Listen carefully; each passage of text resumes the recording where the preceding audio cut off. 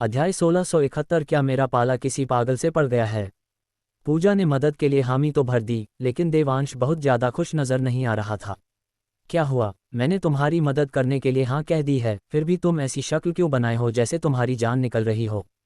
पूजा ने चिढ़ते हुए कहा। अगर मुझे पता होता तो मैं तुम्हारे सामने कुछ शर्तें रखती, जैसे तुम्हें उच्च लोक जाने से रोकना। शायद तब तुम्हें तसल्ली मिलती। देवांश ने शांति से सिर हिलाया। इतिहास गवाह है, जो इतनी आसानी से मान जाता है उसकी दाल में जरूर कुछ काला होता है। इसलिए मैं इंतजार कर रहा हूं कि अब तुम क्या पेंच फंसाओगी। उद्धरण चिन्ह डॉट डॉट डॉट उद्धरण चिन्ह।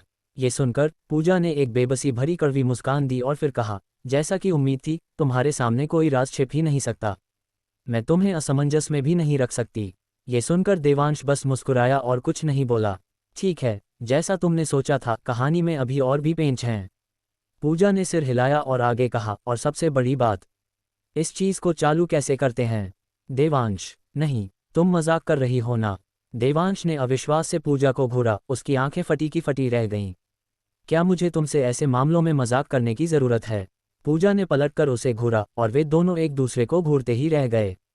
क्या तुम्हें ज्ञान का भंडार नहीं कहा जाता? तुम्हारे दिमाग में हजारों चीजें होनी चाहिए और तुम मुझसे कह रही हो कि तुम्हें नहीं पता कि इसे चालू कैसे करते हैं? देवांश ने सदमे में पूछा। घबराहट के मारे उसकी सांसें भी तेज हो गईं। ये सुनकर पूजा ने तुरंत देवांश पर अपनी आंखें नचाईं और झुंझलाते हुए कहा, भूलो मत, यह एक प्राचीन काल का यंत्र है। भले ही मुझे बहुत कुछ याद है, लेकिन क्या तुम्हें लगता है कि मुझे आदिकाल की बातें याद होंगी? क्या मैं तुम्हें कोई पुराना जीवाश्म लगती हूँ? ये सुनकर बेसब्र हो रहा देवांश काफी शांत हो गया। फिर पूजा की हैरान नजरों के सामने वह बड़ी शान से मुस्कुराया। शुक्र है, मुझे पता है कि इसे कैसे चालू करना है, वरना तो मेरा खेल ही खत्म हो गया होता। ये सुनते ही पूजा की हैरानी तुरंत बेहिसाब हत्यारे इरादों में बदल गई। तुम्हें पहले से पता था तो मुझसे जानबूझकर क्यों पूछा? क्या मेरा मजाक उड़ाने में मजा आता है? पूजा ने दांत पीसते हुए पूछा। उसकी आंखें सिकुड़ गईं। ये तो केवल इसलिए था कि देवांश में कुछ हुनर है और वह अपनी पत्नी और बच्ची के लिए वाकई अच्छा है, वरना वह उसे एक थप्पड़ मारकर वहीं ढेर करना चाहती थी। माहौल थोड़ा तनावपूर्ण हो रहा था तो सोचा एक मजाक से मूड हल्का कर दूं। देवांश हंसा और इससे पहले कि पूजा कोई प्रतिक्रिया देती, उसने जल्दी से समझाया कि उस काल रक्षा घंटा को कैसे चालू करना है। हालांकि पूजा देवांश को सबक सिखाना चाहती थी, लेकिन पीहू की किस्मत की रक्षा करना एक बड़ा मामला था, इसलिए उसने अस्थायी रूप से देवांश को सबक सिखाने का विचार छोड़ दिया और इसके बजाय उस विधि को याद करने पर ध्यान केंद्रित किया जो देवांश उसे सिखा रहा था। जैसे जैसे वह इन विधियों को याद करती गई, पूजा और भी ज्यादा हैरानी से देवांश को देखने लगी। भले ही वह दुनिया के सभी मार्शल आर्ट्स के रहस्यों को जानती थी, फिर भी देवांश ने उसे जो सक्रिय करने की विधि सिखाई, उसने उसे चौंका दिया। खासकर जादुई यंत्रों को सक्रिय करने के अनूठे तरीकों ने उसके लिए एक नई दुनिया खोल दी, जिससे उसे अचानक वो बातें समझ आने लगी जो वह पहले नहीं समझ पाती थी।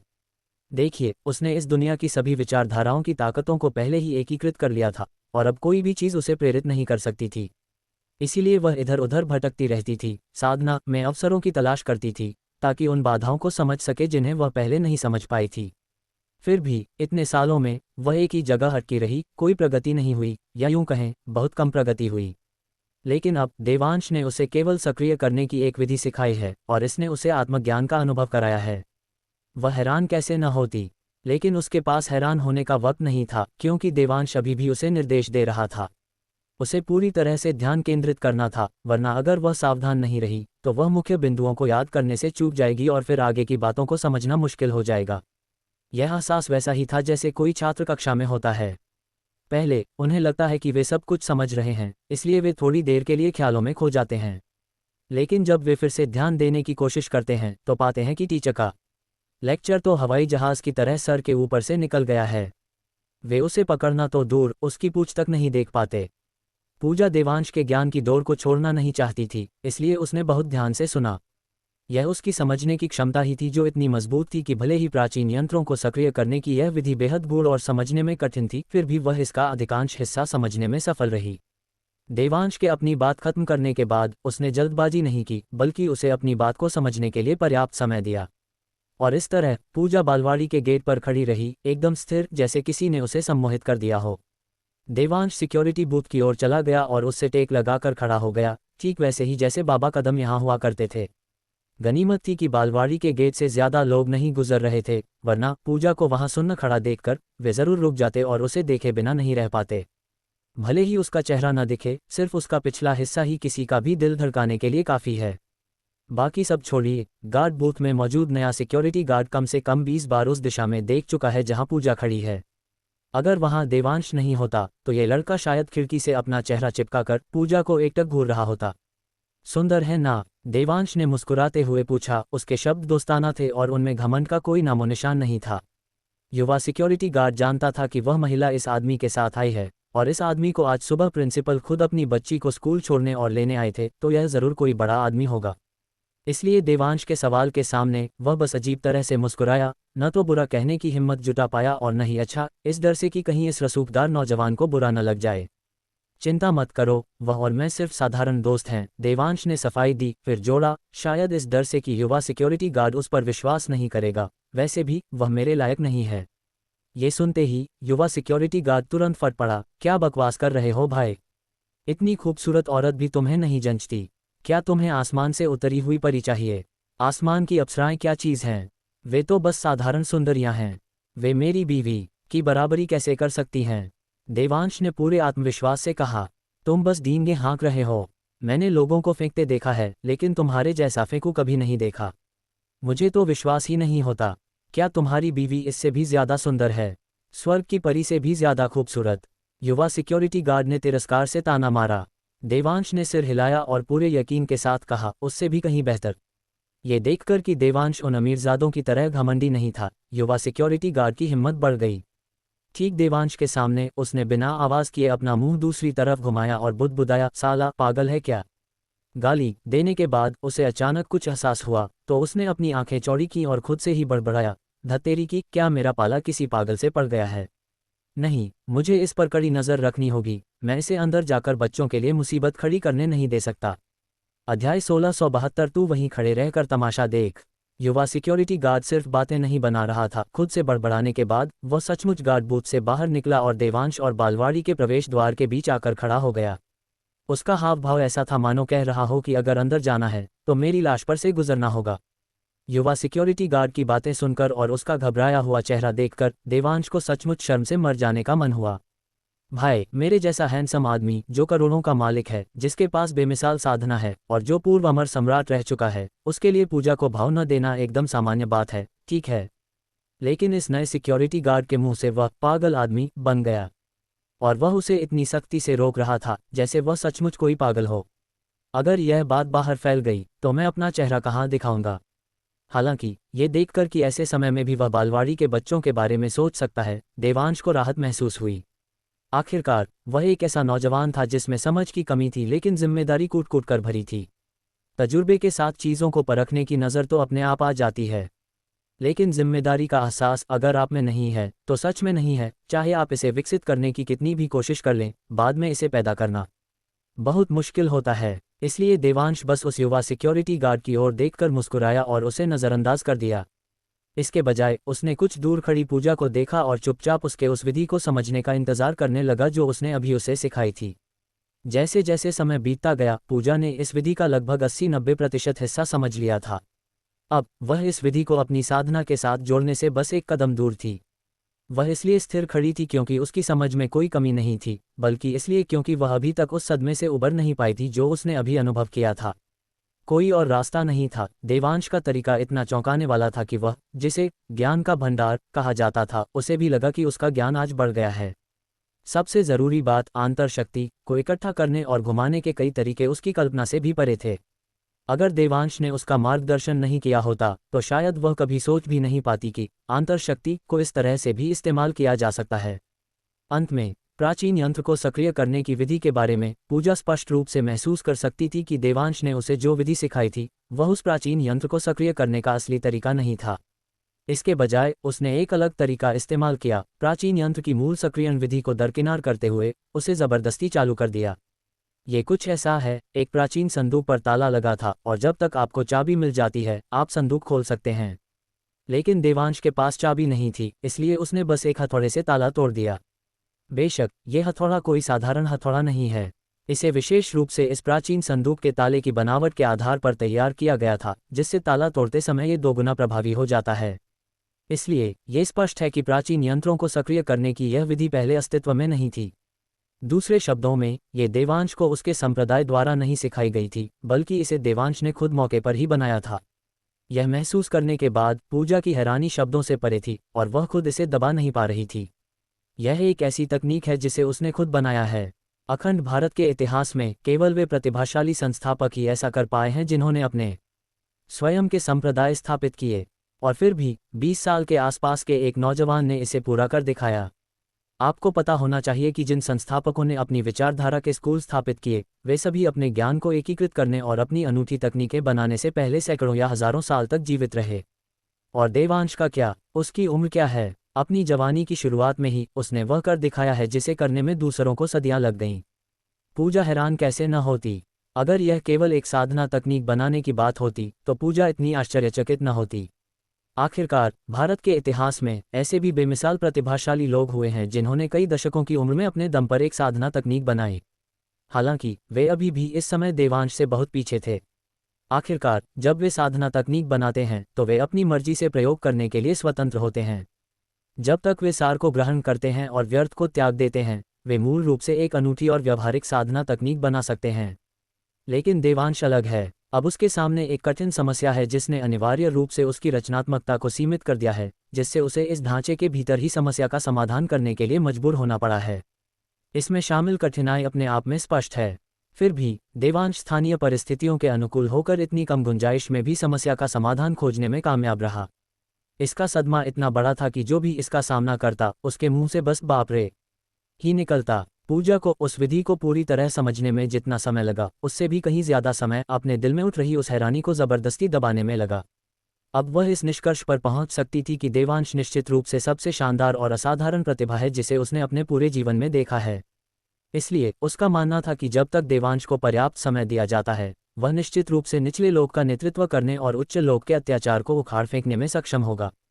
लेकिन यह इस बात पर निर्भर करता है कि देवांश कुछ वर्षों तक धैर्य रखने को तैयार हो।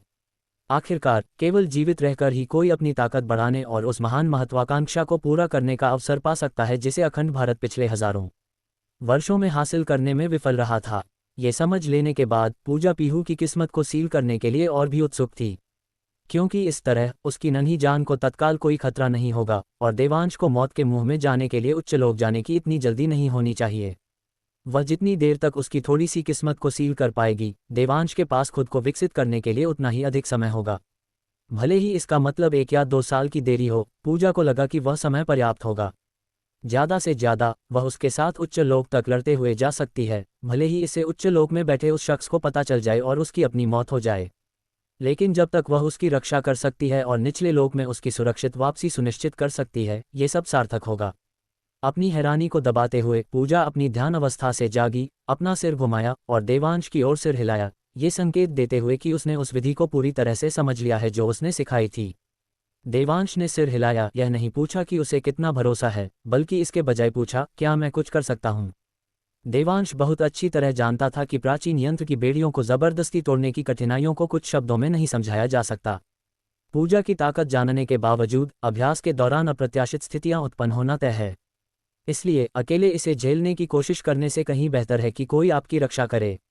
लेकिन पूजा ने अपना सिर हिलाया और कुछ ऐसा कहा जिससे देवांश को गहरा आघात लगा, अगर कोई ऐसी दुर्घटना होती है जिसे मैं भी नहीं संभाल सकती, तो तुम्हारा हाल तो और भी बुरा होगा। इसलिए तू वहीं खड़े रहकर तमाशा देख। इतना कहकर पूजा ने अपनी आस्तीन झटकी और अपने हाथ में मौजूद काल रक्षा घंटा आकाश में उछाल दिया। आंतर शक्ति का एक झोंका घंटे से टकराया और तुरंत चारों ओर एक गहरी गूंजती हुई घंटे की आवाज गूंज उठी। जैसे ही घंटा बजा, पूरी बालवाड़ी और यहाँ तक कि पूरे मुंबई शहर में समय मानो थमसा गया। अध्याय 1673 मैं गधी होऊंगी जो तुम्हारी बात मानूंगी। उम्मीद है। गूंजती हुई घंटी की आवाज सुनकर देवांश को खुशी की लहर महसूस किए बिना नहीं रहा गया। उसे पहले चिंता थी कि उसकी साधना तकनीक बहुत गूढ़ और समझने में कठिन है और पूजा निचले लोक में अपनी योग्यता के साथ इसे कम समय में पूरी तरह से पचाने और अवशोषित करने में सक्षम नहीं होगी। घंटी बजते सुनकर देवांश ने आखिरकार राहत की सांस ली। उसका पूरी रात जागकर इस पर काम करना बेकार नहीं गया। वह इस साधना तकनीक को जितना संभव हो उतना सरल बनाने में कामयाब रहा, जो साधना की दुनिया में तो सामान्य लगती थी लेकिन इस दुनिया में किसी आसमानी किताब जैसी थी। अगर पूजा अभी भी इसे कम समय में नहीं सीख पाती तो हम उसे इसे धीरे धीरे पचाने के लिए कुछ और दिन ही दे सकते थे। लेकिन अब ऐसा लगता है कि स्थिति उसकी उम्मीदों से कहीं आगे निकल गई है। पूजा की समझने की क्षमता उसकी कल्पना से कहीं अधिक उत्कृष्ट है। जैसी कि उम्मीद थी, जिसे ज्ञान का भंडार कहा जाता है, वह आम इंसान की तुलना में नई चीज़ें बहुत तेज़ी से सीखता है। थोड़ी देर की रुकावट के बाद मुंबई सामान्य हो गया। युवा सिक्योरिटी गार्ड को कुछ भी पता नहीं चला, उसका दिमाग अभी भी घंटी बजने से पहले के पल में अटका हुआ था। ओए, तूने अंदर क्या फेंका? युवा सिक्योरिटी गार्ड ने अपनी कमर से अपना डंडा निकाला और सीधा पूजा की ओर बढ़ा। अरे, मैं तुमसे बात कर रहा हूँ। युवा सिक्योरिटी गार्ड ने तुरंत चिल्लाया जब पूजा ने उसे नज़रअंदाज कर दिया। यह मत सोचना कि तुम सुंदर हो तो मैं तुम्हारी पिटाई नहीं करूँगा। भले ही तुम आसमान से उतरी पड़ी हो, अगर तुमने बालवाड़ी में चीज़ें फेंकने की हिम्मत की तो मैं तुम्हें छोड़ूंगा नहीं। बोल, तूने क्या फेंका? युवा सिक्योरिटी गार्ड का डंडा पूजा के शरीर से 10 फीट से भी कम दूरी पर था। अगर पूजा जवाब नहीं देती तो शायद सिक्योरिटी गार्ड का डंडा जल्द ही उसे लग जाएगा। पूजा ने युवा सिक्योरिटी गार्ड को नज़रअंदाज कर दिया, क्योंकि इस समय उसे प्राचीन यंत्र को सक्रिय करने के महत्वपूर्ण काम में खुद को पूरी तरह से समर्पित करना था। जहां तक जिम्मेदार सिक्योरिटी गार्ड की बात है, पूजा का मानना था कि देवांश इसे अच्छी तरह से संभाल लेगा। भाई, अगर मैं तुम्हारी जगह होता तो मैं पहले अंदर जाकर चेक करता कि कहीं कोई खतरा तो नहीं है। अगर है तो अभी अंदर जाने से शायद खतरा टल जाए, जो यहाँ खड़े होकर पूछताछ करने से कहीं ज्यादा काम का होगा। देवांश अपनी जगह से नहीं हिला। इसके बजाय उसने अपनी बाहें क्रॉस की, गार्ड बूथ से टेक लगाए और एक मुस्कान के साथ युवा सिक्योरिटी गार्ड से कहा। यह स्पष्ट है कि यह सिक्योरिटी गार्ड पेशेवर नहीं है, वह शायद कोई ऐसा व्यक्ति है जिसे पाक ने बाबा कदम के मुंबई छोड़ने के बाद अस्थायी रूप से जगह भरने के लिए काम पर रखा है। हालांकि भले ही वह बहुत पेशेवर नहीं है, लेकिन जिम्मेदारी के मामले में वह बिल्कुल खरा है। आखिरकार, अगर किसी और को अस्थायी रूप से गिनती पूरी करने के लिए खींचा गया होता तो शायद कोई बालवाड़ी में घुस गया होता और गार्ड बूथ का गेट भी नहीं खुलता। यही कारण था कि यह सिक्योरिटी गार्ड इतना जिम्मेदार था कि देवांश ने कोई कार्रवाई न करने का फैसला किया, बल्कि उसे याद दिलाने के लिए बात की। यकीनन, ये सुनने के बाद युवा सिक्योरिटी गार्ड एक पल के लिए हिचकिचाया, शायद ये सोचते हुए कि देवांश की बातें सही हैं या गलत। लेकिन जल्द ही उसने फैसला कर लिया और फिर पूजा को नज़रअंदाज करते हुए बिना पीछे देखे बालवाड़ी की ओर दौड़ पड़ा। हालांकि जैसे ही वह बालवाड़ी के गेट के अंदर दौड़ा, घंटी फिर से बजी और समय एक बार फिर थमसा गया। हालांकि इस बार प्रभाव व्यापक नहीं था, केवल बालवाड़ी के पास का समय ही धीमा हुआ था। बढ़िया, बहुत बढ़िया। तुमने इसे केवल 2 बार इस्तेमाल किया है और तुमने पहले ही सीमा को नियंत्रित करने का तरीका ढूंढ लिया है। तुम्हारी प्रतिभा वास्तव में बेमिसाल है। देवांश ने तालियां बजाईं और दिल से हंसा। हंस लो अगर हंसना है, किसी की झूठी तारीफ करने के लिए खुद को मजबूर करने की जरूरत नहीं है। पूजा ने चिढ़ते हुए कहा, यहाँ तक कि देवांश को अपनी आंखें दिखाने का समय भी निकाल लिया। हाँ, उसकी नज़र में देवांश की दिल से की गई तारीफ असली तारीफ नहीं थी, बल्कि तारीफ के जरिए उसका मजाक उड़ाने का एक तरीका था। उसने ऐसा इसलिए सोचा क्योंकि उसकी राय में चूंकि देवांश इस तकनीक को बनाने में सक्षम था, इसलिए उसने इसमें पहले ही महारत हासिल कर ली होगी, लेकिन वह इसका उपयोग नहीं कर सका क्योंकि उसकी साधना का स्तर पर्याप्त नहीं था। देवांश के सामने मैं केवल अपने सीमित कौशल का प्रदर्शन कर रही थी और मुझे दायरे को एक बालवाड़ी तक सीमित करने में 2 प्रयास लगे। इसलिए उसका मानना था कि देवांश की नज़रों में उसका व्यवहार बहुत निम्न स्तर का रहा होगा। अगर उसने खुद का मजाक उड़ाते हुए कुछ टिप्पणियां की होती तो पूजा को लगता कि यह बिल्कुल सामान्य है, लेकिन चूंकि उसने उसकी तारीफ की इसलिए उसे बहुत असहजता महसूस हुई। देवांश के शब्द उसके कानों में चांदी की सुइयों की तरह चुभ रहे थे, जिससे उसे चक्कर आ रहे थे और बहुत बेचैनी हो रही थी। लेकिन वह एक ऐसी शख्स थी जिसने बहुत दुनिया देखी थी, इसलिए उसने जल्दी ही अपनी मानसिकता को समायोजित कर लिया। देवांश ने गंभीर अभिव्यक्ति के साथ अपना सिर हिलाया, तुमने मुझे गलत समझा। मैं वास्तव में तुम्हारी तारीफ कर रहा था। देवांश झूठ नहीं बोल रहा था, वह वास्तव में पूजा की तारीफ कर रहा था। आखिरकार उसके अनुमान के अनुसार इस दुनिया के मार्शल आर्टिस्टों के लिए 1 या 2 साल से कम समय में इस संशोधित विधि में पूरी तरह से महारत हासिल करना लगभग असंभव होगा। यहाँ तक कि पूजा जैसी प्रतिभाशाली व्यक्ति को भी बुनियादी स्तर की प्रवीणता तक पहुँचने के लिए शायद 1 या 2 महीने के मेहनती अध्ययन और अभ्यास की आवश्यकता होगी। उसने अपने परिवार के साथ इस 1 महीने या उससे अधिक समय को बिताने की योजना भी बनाई थी ताकि इन वर्षों में उसने जो पारिवारिक सुख खोया है उसकी भरपाई कर सके और सिया और पीहू के साथ इसकी कमी पूरी कर सके। उसकी हैरानी का ठिकाना न रहा जब पूजा ने इतने कम समय में इसे पूरा कर लिया, जिसने वास्तव में देवांश को प्रभावित किया। मैं गधी होऊंगी जो तुम्हारी बात मानूंगी, पूजा ने चिढ़ते हुए कहा, फिर दोबारा काल रक्षा घंटा को सक्रिय करने पर ध्यान केंद्रित किया। पूजा की गलतफहमी का सामना करते हुए देवांश ने कोई और स्पष्टीकरण नहीं दिया। इसके बजाय उसने काल रक्षा घंटा और पूजा के बीच की स्थिति पर कड़ी नज़र रखी। जब भी घंटे का उल्टा असर होने लगता या पूजा को कोई भी परेशानी होती, देवांश उसे मंत्र का उपयोग जारी रखने से रोकने के लिए हस्तक्षेप करता। पूजा ने देवांश को हल्के से डांटा, फिर उसे आंखें दिखाए बिना नहीं रह सकी और मंत्र पढ़ना जारी रखा। एक भारी हूँ की आवाज के बाद समय रुकने का क्षेत्र वही रहा, अभी भी केवल बालवाड़ी के आसपास का क्षेत्र। हालांकि इस क्षेत्र के भीतर अंतरिक्ष में लहरें दिखाई दी, जैसे कि अंतरिक्ष खुद किसी भीषण आग से उबलने वाला हो। ये देखकर देवांश ने पूजा की तकनीक में तेजी से महारत हासिल करने पर अपनी हैरानी को जल्दी से दबा दिया और इसके बजाय अपनी सांसें रोक लीं और अपने आसपास की हर चीज़ पर पूरी तरह से ध्यान केंद्रित किया। यह आसपास का मतलब न केवल हमारे सिर के ऊपर की उच्च दुनिया से है, बल्कि हमारे पैरों के नीचे की धरती से भी है। आखिरकार उन पाखंडियों ने छाया राक्षस को जमीन के नीचे से बुलाया था, इसलिए हमें सतर्क रहना होगा। हालांकि चाहे वह काल रक्षा घंटा के दबाव के कारण हो या पूजा के रुतबे के कारण, पूजा के मंत्र शुरू करने के पल से लेकर अब तक परिवेश में एक भी असामान्य स्थिति नहीं थी। इसके विपरीत ये कुछ असामान्य लग रहा था। तभी पूजा ने तेजी से हाथों की मुद्राएं बनाईं और शून्य में नीली रोशनी की एक किरण छोड़ी। पलक झपकते ही बीच हवा से अचानक एक तेज रोशनी चमकी और नीले सुनहरे प्रकाश की एक किरण नीचे गिरी, जो सीधे उस छोटी बच्ची की ओर इशारा कर रही थी जो बालवाड़ी में अपने दोस्तों के साथ खेल रही थी लेकिन अब अपनी जगह पर जमी हुई थी। अध्याय 1674। अगर यह काम ना भी किया तो आज मैं किस्मत की लकीरें पलट दूंगी। जिस पल प्रकाश की किरण नीचे उतरी, देवांश का पूरा शरीर हल्का सा कांपने लगा। हालांकि वह काल रक्षा घंटा को पीहू के शरीर में सफलतापूर्वक स्थापित करने से पहले कई बार कोशिश करने के लिए तैयार था, लेकिन जब पूजा ने सफलतापूर्वक घंटे का मार्गदर्शन किया और अपने तीसरे मंत्र पर इसे पीहू के शरीर में स्थापित करना शुरू किया, तो देवांश खुद को उत्साहित होने से रोक नहीं पाया। जिस क्षण प्रकाश का स्तंभ नीचे उतरा, शून्य में कुछ दूरी पर बादलों के ऊपर स्थित कई महल एक साथ क्रोध से फट पड़े। गुस्ताखी, तुम्हारी हिम्मत कैसे हुई? इतनी जुर्रत! उद्धरण चिन्ह विस्मयादिबोधक चिन्ह उद्धरण चिन्ह। क्रोधित होकर लगभग एक साथ उन महलों से अदृश्य ऊर्जा फूट पड़ी, जो सीधे बालवाड़ी के ऊपर नीले सुनहरे प्रकाश की किरण के स्रोत की ओर बढ़ रही थी। हालांकि जब दुनिया को नष्ट करने के लिए पर्याप्त शक्तिशाली ये अदृश्य ऊर्जाएं स्रोत से टकराईं, तो वे न केवल उम्मीद के मुताबिक उसे गिराने में विफल रहीं, बल्कि इसके बजाय और भी अधिक दबंग नीली सुनहरी ऊर्जा उत्सर्जित की, जो उस रास्ते से वापस गोली की तरह निकली जहां से अदृश्य ऊर्जाएं आई थीं, और भी तेज गति से। एक जोरदार धड़ाम के साथ कई महल एक साथ हिल गए, जैसे ढहने की कगार पर हों। हालांकि इन महलों ने जल्दी ही अपना संतुलन हासिल कर लिया और एक बार फिर बादलों के ऊपर मजबूती से बैठ गए, पहले की तरह दुनिया को नीचे देखते हुए। हालांकि इस घटना के बाद सभी महल शांत हो गए, अब पहले जैसा क्रोध नहीं दिखा रहे थे और अब किसी भी स्पष्ट साधन का सहारा नहीं ले रहे थे। उनकी चुप्पी पहले से तय लग रही थी, इतनी मौन फिर भी इतनी लाचार। इस बीच बालवाड़ी में उन अदृश्य ऊर्जाओं की बमबारी के कारण नीले सुनहरे प्रकाश स्तंभ का रंग फीका पड़ने लगा। देवांश ने तुरंत इस पर ध्यान दिया, लेकिन उसने कोई हंगामा नहीं किया। इसके बजाय उसने चुपचाप उस दिशा को याद कर लिया जिसमें नीली सुनहरी ऊर्जा को वापस भेजा गया था। वह जानता था कि मुसीबत खड़ी करने वाले होंगे, लेकिन उसे कभी उम्मीद नहीं थी कि वे इतने क्रूर होंगे। बाकी सब छोड़िए, अभी वाली वह अदृश्य शक्ति, अगर वह काल रक्षा घंटा नहीं होता तो किसी भी शहर को पल भर में खंडहर में बदल देती। उस समय न केवल पीहू बल्कि शायद पूरे शहर में हर किसी को कफन तक नसीब नहीं होता। तुम लोग सच में कमाल हो। अपने स्वार्थ के लिए तुम हम जीवित प्राणियों को कीड़ों की तरह समझते हो और अपनी मर्जी से कुचल देते हो।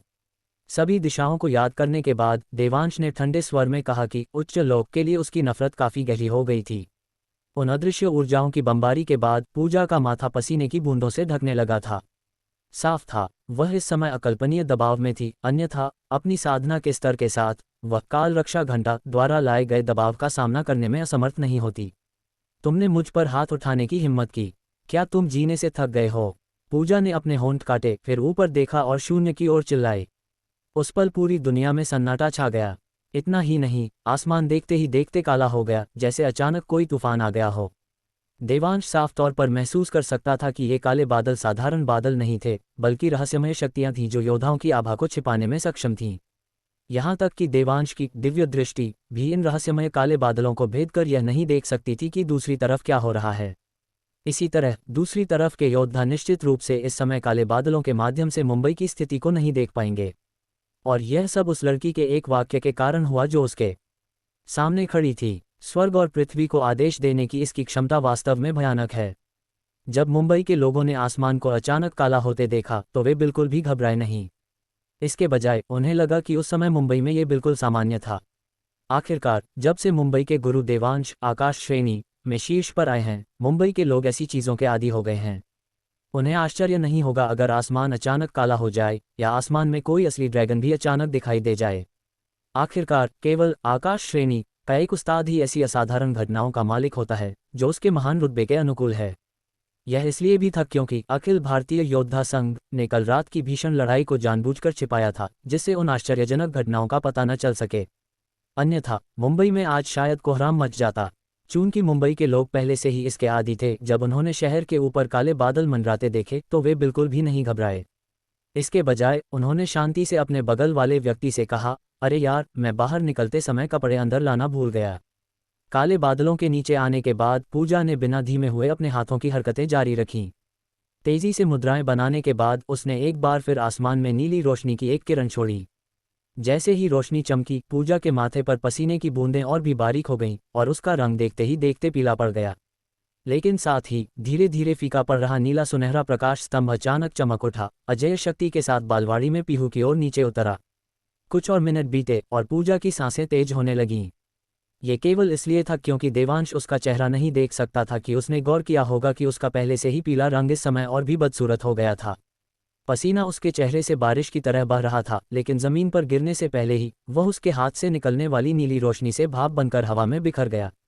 इतना ही नहीं, उसने अपने मोतियों जैसे दांतों से अपने होंठ हल्के से दबाए, जैसे वह भारी दबाव झेल रही हो। क्या सब ठीक है? देवांश पूजा का चेहरा नहीं देख सकता था, लेकिन वह उसकी सांसों को और तेज होते देख सकता था, इसलिए वह पूछे बिना नहीं रह सका, तो क्या हुआ अगर तुम नहीं कर सकते? क्या तुम मुझसे उम्मीद करते हो? पूजा भड़क उठी, उसका चेहरा झुंझलाहट से भरा था। हे, तुम करो, मैं इस तरह का तकनीकी काम नहीं कर सकता। देवांश ने एक मुस्कान के साथ कहा, उसका चेहरा असामान्य रूप से चापलूसी से भरा था। देवांश का ये रूप देखकर पूजा के दिल में एक अजीब सी हलचल हुई। आपको पता होना चाहिए कि यह आदमी वह है जो प्यार से तो मान जाता है, लेकिन जोर जबरदस्ती से नहीं। भले ही आप उसकी रीढ़ तोड़ दें, वह कभी किसी के सामने सिर नहीं झुकाएगा। दूसरों की चापलूसी करना तो दूर की बात है, लेकिन अब ये सुनिश्चित करने के लिए कि यह प्राचीन यंत्र उसकी बेटी की किस्मत की रक्षा सफलतापूर्वक कर सके, वह खुद उसके सामने ऐसा चापलूसी भरा चेहरा दिखाने को तैयार है जो दर्शाता है कि अपनी बेटी के लिए उसका प्यार कितना अनमोल है। अगर यह काम ना भी किया तो आज मैं किस्मत की लकीरें पलट दूंगी। पूजा ने अपने मन में दहाड़ लगाई और फिर उसके हाथ से नीली रोशनी फूट पड़ी, जिसने पूरे मुंबई को अपनी चपेट में ले लिया। नीला सुनहरा प्रकाश स्तंभ आसमान से झरने की तरह नीचे उतरा और तुरंत उसके छोटे शरीर को ढक लिया। पलक झपकते ही वह काल रक्षा घंटा जो शून्य में मंडरा रहा था, अचानक बिना किसी चेतावनी के प्रकाश की किरण में बदल गया और पूरी तरह से पीहू के शरीर में गायब हो गया। अध्याय 1675 में अपनी साधना जितनी बढ़ाऊंगा, पीहू के लिए खतरा उतना ही बढ़ता जाएगा। टन। जिस क्षण काल रक्षा घंटा पीहू के शरीर में प्रवेश कर गया, एक साफ और तेज आवाज तुरंत पूरे मुंबई में गूंज उठी। बालवाड़ी और उसके आसपास का इलाका जो समय के ठहराव का अनुभव कर रहा था, इस आवाज के बाद सामान्य हो गया। आसमान में काले बादल घंटी की आवाज से बिखरते हुए प्रतीत हुए और देखते ही देखते गायब हो गए। वे तेजी से आए और तेजी से चले गए। मुंबई के लोग जो देख रहे थे उसे लेकर हैरान थे, लेकिन वे इसके आदी थे और उन्होंने ज्यादा झटका नहीं दिखाया। उन्होंने बस धीरे धीरे साफ हो रहे आसमान की ओर देखा और कपड़े लेने के लिए घर जाने का विचार त्याग दिया। जब नीली रोशनी और नीला सुनहरा प्रकाश स्तंभ एक साथ गायब हो गए तो देवांश ने तुरंत चारों ओर देखने के लिए अपनी दिव्य दृष्टि फैला दी। तब उसने पाया कि वे मछली पकड़ने वाली डोरियां जो आसमान से गिरी थीं और पीहू के शरीर के चारों ओर 108 प्रमुख बिंदुओं में फंसी थीं, हालांकि अभी भी मौजूद थीं, लेकिन काल रक्षा घंटा द्वारा बनाई गई मायावी बाधा को नहीं तोड़ सकती थीं। दूर से वे प्रकाश की किरणों की तरह लग रही थीं जो लगातार काल रक्षा घंटा की मायावी छवि से टकरा रही थी, उसकी सुरक्षा को तोड़ने और किस्मत की छोटी मात्रा के लिए अंदर घुसने की कोशिश कर रही थीं। हालांकि घंटे की मायावी छवि अविश्वसनीय रूप से सख्त थी और चाहे प्रकाश की किरणें उस पर कैसे भी प्रहार करें, वे उसे जरा भी नहीं हिला सकीं। ये देखकर देवांश राहत की लंबी सांस लिए बिना नहीं रह सका। पूरी रात जागकर मैंने जो समाधान निकाला था उसने आखिरकार काम किया। ये पूजा की मदद थी जिसने इस योजना को संभव बनाया, अन्यथा इसे लागू करने के लिए पर्याप्त साधना के बिना ये पूरी तरह से बेकार की कोशिश होती।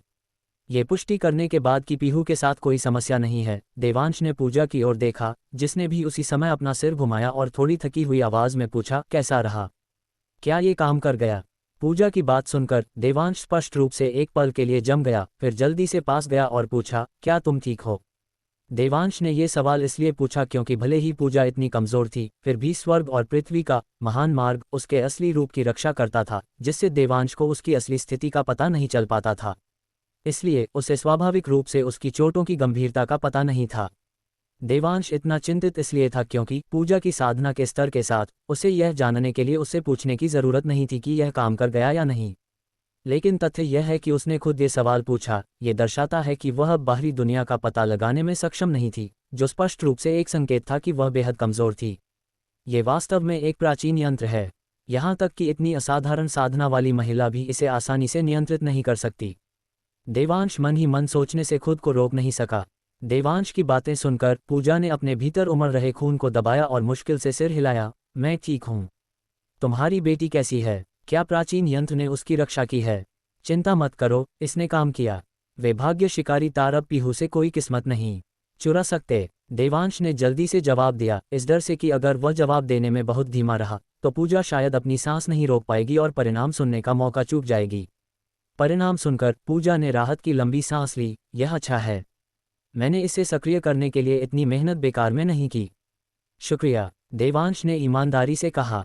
पूजा ने देवांश को नाराजगी भरी नज़र से देखा। अगर तुम सच में मुझे धन्यवाद देना चाहते हो तो चुपचाप निचले लोक में रहो। एक बार जब तुम देव योद्धा स्तर तक पहुंच जाओ तब बदला लेने के लिए उच्च लोक जाना। देवांश ने सिर हिलाया और हंसा। यह असंभव है। यह असंभव क्यों है? पूजा पूरी तरह से चकरा गई। तुम्हारी बेटी की हालत अब स्थिर है तो तुम वहां ऊपर अपनी मौत के मुंह में क्यों जा रहे हो? देवांश मुस्कुराया और पलटवार किया। तो तुम्हें क्या लगता है कि तुम अपनी वर्तमान साधना के स्तर के साथ इस प्राचीन यंत्र को पीहू की रक्षा करते हुए कब तक रख सकती हो? उद्धरण चिन्ह डॉट डॉट डॉट उद्धरण चिन्ह। पूजा चुप रही। 1 साल, 2 साल या 5, 6, 7 या 8 साल? उद्धरण चिन्ह डॉट डॉट डॉट उद्धरण चिन्ह। पूजा चुप रही, समझ नहीं पा रही थी कि देवांश के सवाल का क्या जवाब दे। ठीक है, अगर तुम कहने की हिम्मत नहीं कर रही हो तो मैं तुम्हारे लिए कह देता हूँ। देवांश ने सिर हिलाया और आगे कहा, अपनी वर्तमान साधना के स्तर के साथ तुम ज़्यादा से ज़्यादा 1 महीने तक टिक सकती हो। उसके बाद पीहू का क्या होगा? मैं फिर से वही तरीका अपना सकती हूँ और इस प्राचीन यंत्र को एक बार फिर सक्रिय कर सकती हूँ, पूजा ने आत्मविश्वास से कहा। देवांश ने सिर हिलाया और एक कड़वी मुस्कान के साथ कहा, चलो इस बारे में बात ही नहीं करते कि क्या काल रक्षा घंटा ने तब तुम्हें अस्वीकार कर दिया होता। आखिरकार तुमने उससे 1 महीने तक भारी काम करवाया। भले ही घंटे ने तुम्हें अस्वीकार नहीं किया होता, क्या तुम्हें लगता है कि तुम अभी भी इतनी भाग्यशाली होती कि उसके मालिक की रक्षा के लिए घंटे को सफलतापूर्वक सक्रिय कर पाती? उद्धरण चिन्ह डॉट डॉट डॉट उद्धरण चिन्ह। पूजा फिर चुप हो गई। वह जानती थी कि चाहे वह इसे छिपाने की कितनी भी कोशिश करे, वह इसे अपने सामने खड़े बेहद बारीक नज़र वाले आदमी से नहीं छिपा सकती। 108 भाग्य शिकारी तारों को केवल कुछ लोगों द्वारा नहीं बांटा जा सकता। अभी तुम्हें अपना मंत्र पढ़ने से रोकने के लिए केवल कुछ अदृश्य ऊर्जाएं आई थीं। अगली बार का क्या? देवांश ने पूछना जारी रखा। आखिरकार किसी को नहीं पता था कि तुम सफल होगी या नहीं, इसलिए तुम्हें रोकने की कोशिश करने वाले ज़्यादातर लोग आवेगी थे। लेकिन अब जब तुम सफल हो गई हो तो स्थिति पूरी तरह से अलग है। अगले पूरे महीने के लिए तुमने उन्हें पीहू से कोई भी किस्मत पकड़ने से रोक दिया है। क्या तुम्हें लगता है कि उच्च लोक के वे बड़े बड़े रसूखदार इसे बर्दाश्त कर सकते हैं? देवांश ने तीखेपन से पूछा। हालांकि पूजा स्वीकार करने को तैयार नहीं थी, फिर भी वह देवांश की बातों से सहमत थी और उसने अनजाने में सिर हिलाया, ये संकेत देने के लिए कि वह वास्तव में ऐसा नहीं कर सकती। उस समय 1 महीने तक भूखा रहने के बाद क्या वे पागल कुत्तों की तरह नहीं दौड़ेंगे और तुम्हें दोबारा मालिक की रक्षा के लिए घंटे को सक्रिय करने से रोकने की बेताब कोशिश नहीं करेंगे? वे सामान्य रूप से तुमसे डरते होंगे, लेकिन जब तुम अपनी समस्याओं में उलझी होगी तो क्या तुम्हें लगता है कि वे तुम पर हमला करने से पीछे हटेंगे? देवांश के तीखे सवालों का सामना करते हुए पूजा को लगा कि वह एक भी जवाब नहीं दे सकती। जैसा कि देवांश ने कहा, पूजा के पास यह मानने के हजारों कारण थे कि अगर उसने पीहू के साथ दोबारा ऐसा किया तो उच्च लोक के वे लोग निश्चित रूप से उस पर हमला करेंगे और वे ऐसा करने के लिए एक भी हो जाएंगे। इसलिए पहली बार प्राचीन यंत्र का सक्रिय होना और सफलतापूर्वक रक्षा करना वास्तव में अच्छी किस्मत थी। ये सच हो सकता है, लेकिन क्या रुद्रिका देवी ने पहले तुम्हारी बेटी की उम्र 1 साल नहीं बढ़ाई थी? हालांकि यह कम था, लेकिन ये तुम्हारे लिए कई और स्तरों को तोड़ने के लिए पर्याप्त होना चाहिए था, है ना? थोड़ा और इंतजार क्यों नहीं करते?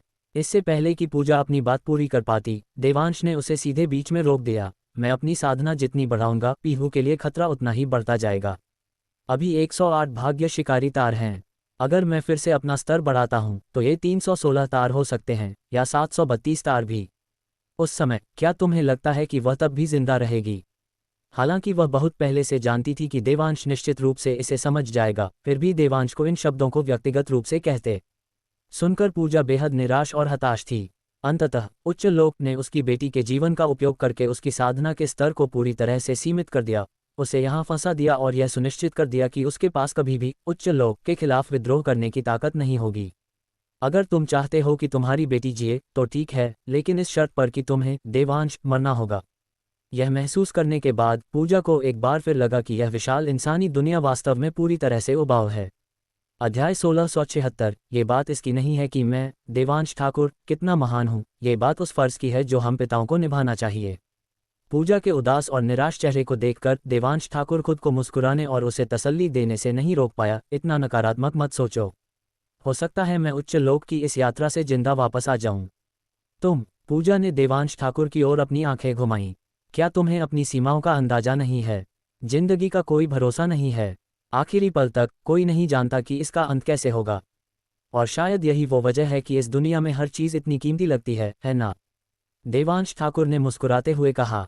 पूजा को यकीन नहीं था कि यह सिर्फ उसका वहम है या सच, लेकिन उसने गौर किया कि जब देवांश ने ये शब्द कहे तो उसकी आंखों में एक अजीब सी चमक थी। क्या ऐसा हो सकता है कि उसे सचमुच मौत का कोई डर नहीं है? या शायद उसके साथ इतना अन्याय होने के बावजूद उसके मन में रत्ती भर भी कड़वाहट नहीं बची है? क्या तुम हमेशा से इतने आशावादी रहे हो? पूजा ने उत्सुकता से पूछा। देवांश ठाकुर ने सिर हिलाया। इसका आशावाद से कोई लेना देना नहीं है। मुख्य बात यह है कि मेरी बेटी अब बच सकती है। भले ही इसकी वजह से मुझे अपनी जान गंवानी पड़े, लेकिन जब तक वो जिंदा रहेगी मेरे लिए इतना ही काफ़ी है। 1 लाख साल की कठिन साधना यात्रा के बाद देवांश ठाकुर का एकमात्र विचार वापस लौटना और अपनी बेटी और सिया की जान बचाना था। अब जब लगता है कि वो उस लक्ष्य को हासिल करने वाला है तो भला वो संतुष्ट कैसे नहीं होगा? क्या तुम्हें कोई पछतावा नहीं होगा? पूजा ने फिर पूछा। देवांश ठाकुर ने लगभग बिना सोचे सिर हिलाया। बेशक मुझे पछतावा होगा। आखिर मेरी बेटी अभी बहुत छोटी है। मैंने उसे बड़े होते नहीं देखा, उसे यह रंगीन दुनिया दिखाने नहीं ले गया और उसकी जन्मदिन की एक एक इच्छा पूरी नहीं कर पाया। और फिर सिया है। मुझसे शादी करने के बाद मैंने शायद ही कभी उसे सुख की जिंदगी दी हो। वो हमेशा मेरे साथ एक तंग किराए के कमरे में रही, मेरे डर और तकलीफ़ों को मेरे साथ साझा करती रही। हमारे पास दुनिया घूमने, अनजान जगहों को खोजने और कुदरत की खूबसूरती को निहारने के लिए कितना वक्त हो सकता था, लेकिन अब लगता है कि हमें वो सब करने का मौका कभी नहीं मिलेगा। हमें पछतावा कैसे नहीं होगा?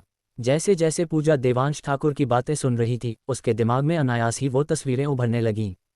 जरा सोचिए, 3 लोगों का एक छोटा सा परिवार हर दिन साथ बिता रहा है, साथ खाना खा रहा है, साथ स्कूल और काम पर जा रहा है, घर पर एक साथ टीवी शो देख रहा है, पूरी दुनिया में साथ घूम रहा है, अलग अलग नज़ारों का लुत्फ़ उठा रहा है और ऐसी बहुत सी चीज़ें कर रहा है जो उन्होंने पहले कभी नहीं की। ऐसी जिंदगी के बारे में सोचना ही कितना अद्भुत है। कम से कम ये किसी नाव के किनारे अकेले बैठकर दुनिया भर के अलग अलग नज़ारों को देखने से कहीं ज़्यादा खुशहाल और मज़ेदार है। चूंकि तुम्हें पछतावा है तो जब तक तुम इसे बर्दाश्त कर सकते हो, कम से कम तुम्हें मिस सिया के साथ रहने का कोई मलाल नहीं रहेगा, पूजा ने फिर सलाह दी। लेकिन ये सुनने के बाद देवांश ठाकुर ने केवल एक सवाल पूछा। क्या तुम्हें लगता है कि अगर पीहू नहीं रही तो सिया और मेरा कोई भविष्य होगा? उद्धरण चिन्ह। पूजा कभी मां नहीं बनी थी, लेकिन वह इस मामले पर उन दोनों के रवैये को जानती थी। देवांश ठाकुर ने सिर हिलाया। कम से कम मैं शर्मिंदगी की जिंदगी जीना जारी नहीं रखूंगा। इसलिए उस समय मैं फिर भी पीहू का बदला लेने के लिए उच्च लोक जाऊंगा और फिर मरकर मिट जाऊंगा। आत्मग्लानि और अपराधबोध की इस जिंदगी को खत्म कर दूंगा। बोलते हुए देवांश ठाकुर ने कंधे उचकाए। ऐसा करने के बजाय जीने की यह उम्मीद माँ और बेटी के लिए क्यों न छोड़ दी जाए? आखिर जब तक पीहू जिंदा रहेगी, सिया निश्चित रूप से जीना जारी रखेगी। तो तुम्हारा मरना तय है। पूजा अभी भी इस मुसीबत से बाहर निकलने का कोई रास्ता ढूंढना चाहती थी, लेकिन दुर्भाग्य से मौजूदा हालात को देखते हुए वह भी मदद करने में असमर्थ थी। आखिरकार प्राचीन यंत्र की मदद से भी वह इसे केवल 1 महीने की छोटी अवधि के लिए ही सुरक्षित रख सकती थी। एक बार जब वो समय पूरा हो जाता तो काल रक्षा घंटा अपने मालिक के खिलाफ हो जाता और अगर उसने इसे फिर से सक्रिय करने की कोशिश की तो उच्च लोक निश्चित रूप से हस्तक्षेप करेगा। दरअसल यही सबसे बेहतरीन अंत है, देवांश ठाकुर ने बेपरवाही से कहा। आखिरकार पछतावा होना जिंदगी का एक सामान्य हिस्सा है। इसके अलावा जब तक माँ और बेटी अच्छे से रह सकती हैं, मैं वास्तव में संतुष्ट हूँ। कम से कम मेरी 1 लाख साल की कड़ी मेहनत बेकार नहीं गई। जब देवांश ठाकुर ने ये कहा तो उसके चेहरे पर एक हल्की मुस्कान थी। साफ था कि वह मौजूदा नतीजे से काफी संतुष्ट था। देवांश। पूजा ने सिर घुमाया और देवांश ठाकुर की ओर देखा, जिसकी नज़रें किंडरगार्टन के गेट की दिशा में टिकी थीं, और धीमे स्वर में पुकारा, हम। देवांश ठाकुर, जिसका चेहरा अपनी बेटी के लिए एक पिता के प्यार भरे भावों से भरा था, ने बिना सिर घुमाए लापरवाही से जवाब दिया। उसकी नज़रें सामने गेट पर ही टिकी रहीं। पूजा जानती थी कि वह अपनी बेटी को देख रहा है, इसलिए वह एक पल के लिए भी नज़रें हटाना नहीं चाहता था। देवांश ठाकुर को इस तरह देखते हुए पूजा पल भर के लिए सन्न रह गई, और यहाँ तक कि देवांश को बुलाने का मकसद भी भूल गई। कुछ सेकंड बीते इससे पहले कि पूजा को होश आया और उसने देवांश ठाकुर की ओर देखते हुए पूछा, वैसे तुम इस काल रक्षा घंटे को खुद भी सक्रिय कर सकते हो, है ना? उद्धरण चिन्ह उद्धरण चिन्ह। देवांश ठाकुर एक पल के लिए रुका, फिर जल्दी से अपने स्नेहपूर्ण भावों पर वापस आ गया। मुस्कुराते हुए बोला, ऐसा कैसे हो सकता है? क्या तुम मुझसे मजाक कर रही हो?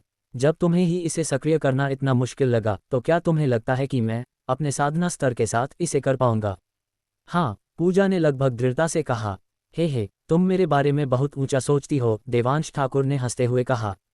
पूजा ने सिर हिलाया, मैं पहले सोच रही थी, चूंकि यह प्राचीन यंत्र उच्च लोक से दागी गई अदृश्य ऊर्जा का मुकाबला कर सकता है, तो चाहे उच्च लोक के कितने भी महल घेराबंदी में शामिल क्यों न हो, ये प्राचीन यंत्र पलटवार करने में सक्षम होना चाहिए।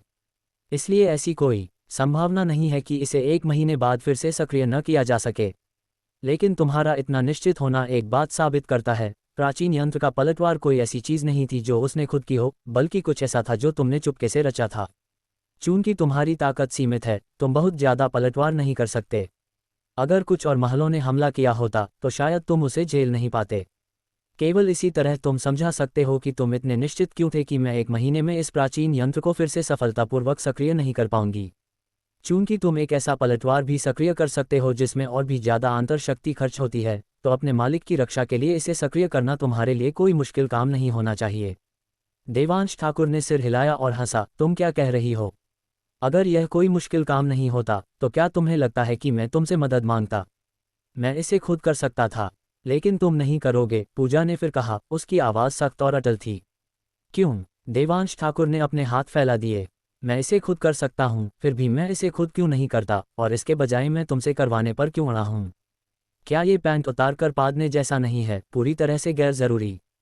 क्योंकि तुम्हें ये सुनिश्चित करना है कि तुम्हारे मरने के बाद भी ये प्राचीन यंत्र तुम्हारी बेटी की रक्षा करता रहे, तुम इसे सक्रिय करने के लिए अपनी खुद की आंतर शक्ति का उपयोग नहीं कर सकते। वरना एक बार जब तुम मर जाओगे, तो ये प्राचीन यंत्र आंतर शक्ति के बंधन से मुक्त होकर तुरंत तुम्हारी बेटी के शरीर से बाहर निकल जाएगा और अपनी आज़ादी वापस पा लेगा। इसलिए तुम्हें इस दुनिया में रहने वाले किसी अत्यधिक कुशल व्यक्ति को खोजना था जो अपनी आंतर शक्ति का उपयोग पीहू और इस प्राचीन यंत्र को जोड़ने वाले पुल के रूप में करे। हर जगह छानने के बाद आखिरकार तुमने मुझे ढूंढ लिया। मुझे वो पुल बनने दो। देखा, क्या मैं सही हूँ? पूजा ने एक तेज विश्लेषक की तरह देवांश ठाकुर के व्यवहार का पूरी तरह से विश्लेषण किया। उद्धरण चिन्ह उद्धरण चिन्ह। इस बार खामोश होने की बारी देवांश ठाकुर की थी। देवांश ठाकुर को चुप देखकर पूजा खुद को और नहीं रोक पाई। देवांश, क्या तुम्हें सच में अपनी जान की कोई परवाह नहीं है? चूंकि तुम इस प्राचीन यंत्र को सक्रिय कर सकते हो, क्या तुम जानते हो कि अगर तुम इस प्राचीन यंत्र को उच्च लोक ले जाते तो तुम्हारे बचने की संभावना कई गुना बढ़ जाती? पूजा ने लगभग दहाड़ते हुए ये शब्द कहे, जिससे पता चलता था कि वह कितनी गुस्से में थी। अगर वो काले चोले वाला बूढ़ा यहाँ होता तो वो इतना चौंक जाता कि उसके खुले मुंह में एक वयस्क की मुट्ठी समा जाती। आखिरकार जब से उसने मिस के लिए काम करना शुरू किया था, उसने उन्हें कभी इतना गुस्से में और आपा खोते हुए नहीं देखा था। पूजा की दहाड़ का सामना करते हुए देवांश ठाकुर बस मुस्कुराया और सिर हिलाया। क्या तुम ये भी जानती हो कि अगर मैं इस काल रक्षा घंटे को उच्च लोक ले जाता तो पीहू की किस्मत छिन जाने और उसके मरने की संभावना अभी की तुलना में कई गुना अधिक होती? पूजा। देवांश ठाकुर की मुस्कान वैसी ही बनी रही। इतनी हाय तौबा मत मचाओ। जब तक वे शाकाल जैसे किसी वहशी दरिंदे की तरह न हो जिसने अपने बच्चे को खिड़की से बाहर धकेल दिया, कोई भी पिता अपने बच्चों के लिए खुशी खुशी अपनी जान दे देगा। ये बात इसकी नहीं है कि मैं, देवांश ठाकुर, कितना महान हूँ, ये बस वो फर्ज है जो हम पिताओं को निभाना चाहिए। अध्याय 1677, पक्का वादा। जो अपनी बात से पलटा वो कुत्ता। देवांश ठाकुर के शब्द नर्म और हल्के थे, लेकिन पूजा के लिए वे गर्मी में अचानक कड़की बिजली की तरह थे, जिसने उसे सन और लंबे समय तक अवाक छोड़ दिया। पूजा माता पिता और बच्चों के बीच के गहरे प्यार से अनजान नहीं थी। इसके विपरीत, दुनिया को देखने के अपने इन सभी वर्षों में उसने जो सबसे ज्यादा देखा था, वह माता पिता और बच्चों के बीच का यह अकथनीय प्रेम ही था। वह बस ये समझ नहीं पा रही थी कि देवांश ठाकुर, इतनी गहरी साधना वाला एक बेमिसाल उस्ताद, अपनी बेटी के लिए अपनी जान कुर्बान करने को क्यों तैयार था। क्योंकि उसने देवांश ठाकुर को बहुत पहले ही बता दिया था कि अगर देवांश चाहे तो अपने मौजूदा रुतबे और ताकत के साथ वह 3,000 रखेलें और 10,000 वंशज रख सकता है, और उसे एक ही पेड़ पर लटके रहने की कोई ज़रूरत नहीं है। दूर के उदाहरणों को छोड़ दें तो आज के अमीरों को ही देख लीजिए। उनके खुद के अनगिनत नाजायज़ बच्चे हैं, और जब ये बच्चे खतरे में होते हैं तो क्या ये अमीर लोग उन्हें बचाने के लिए अपनी जान जोखिम में डालने को तैयार होंगे? जवाब जाहिर तौर पर ना है। इसके बावजूद दुनिया में कोई उन्हें दोष नहीं देगा। वास्तव में वे उन्हें खुश करने की पूरी कोशिश करेंगे, और यहाँ तक कि उनके लिए और नाजायज़ बच्चे पैदा करने के लिए अपनी टांगें फैलाने को तैयार रहेंगे। यही आज की सच्चाई है। देवांश ठाकुर अब जो रास्ता अपना रहा है वह इन लोगों की नज़र में बिल्कुल मूर्खतापूर्ण है। इसलिए अगर देवांश ठाकुर इस पल अपनी पत्नी और बच्चों को छोड़ भी दे तो कोई उसे दोष नहीं देगा। वास्तव में अनगिनत खूबसूरत औरतें उसकी नई पत्नी बनने के लिए हर हथकंडा अपनाएंगी। अगर वे उसकी नई पत्नियां नहीं बन सकती तो वे देवांश ठाकुर का अंश पाने और उसके बच्चे पैदा करने की कोशिश करेंगी। आखिरकार जब तक कोई अब देवांश ठाकुर के साथ जुड़ जाता है, ये राख से उठकर फीनिक्स बनने जैसा है, और कोई भी अपनी बाकी की जिंदगी आराम और चैन से जी सकता है। फिर भी देवांश ठाकुर अपने इरादे से कभी नहीं डगमगाया।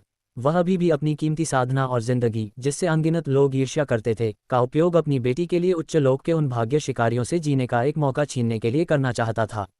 सच कहूं तो पूजा देवांश ठाकुर के फैसले और ऐसा करने के उसके दृढ़ संकल्प की प्रशंसा करती थी, लेकिन ईमानदारी से उसे ये भी लगता था कि देवांश ठाकुर का तरीका बिल्कुल भी फायदेमंद नहीं था। कम से कम ये निचले लोक के लोगों के लिए अच्छी बात नहीं है। ठीक है, चूंकि तुमने अपना मन बना लिया है, मैं तुम्हें नहीं रोकूंगी। पूजा जानती थी कि वह इस आदमी से पूरी तरह हार चुकी है। जब तक उसकी साधना को स्थायी रूप से दबा नहीं दिया जाता, उसे उच्च लोक जाने से रोकने का कोई तरीका नहीं था। जब तुम जा रहे होगे तो मुझे पहले बता देना, मैं तुम्हारी बेटी की किस्मत की रक्षा के लिए मुंबई आ जाऊंगी, पूजा ने देवांश ठाकुर से वादा करते हुए जोड़ा। ये सुनते ही देवांश ठाकुर का दिल जोर से धड़का और उसका चेहरा खुशी से खिल उठा। उसने जल्दी से जवाब दिया, पक्का सौदा। जो अपनी बात से पलटा वो कुत्ता। उद्धरण चिन्ह उद्धरण चिन्ह। ये सुनकर पूजा के पास कहने को कोई शब्द नहीं थे। उसे समझ नहीं आ रहा था कि हंसे या रोए, लेकिन वह ये भी जानती थी कि यह अडिग आदमी तब तक किसी भी हद तक जा सकता है जब तक यह उसकी बेटी के लिए अच्छा हो।